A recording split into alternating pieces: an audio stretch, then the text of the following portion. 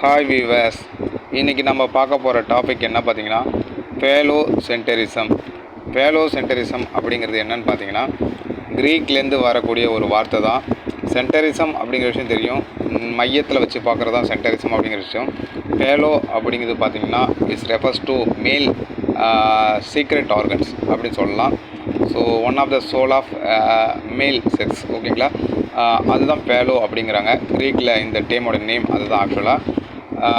அதாவது பார்த்திங்கன்னா இந்த ஃபேலோசென்டரிசம் அப்படிங்கிற போதே நம்ம தெரிஞ்சுக்கலாம். கண்டிப்பாக இந்த டேம் வந்து எதை குறிக்குதுன்னா, மேல் எப்பயுமே உமனை என்ன பண்ணுவாங்கன்னா மார்ஜினைஸ் பண்ணி தான் பார்ப்பாங்க. அதாவது மேல் பர்ஸ்பெக்டிவ் எப்படின்னா, மேல் பாயிண்ட் ஆஃப் வியூவில் உமன் அப்படிங்கிறவங்க வீக்கர் செக்ஸ் அப்படிங்கிற விஷயத்த பார்க்குவாங்க அப்படிங்கிற சொல்லி ஃபெமினிஸ்ட் என்ன பண்ணுவாங்கன்னா இந்த டேமை காயின் பண்ணுவாங்க. ஃபெமினிஸ்ட் பீப்புள்னால் யார் தெரியும்?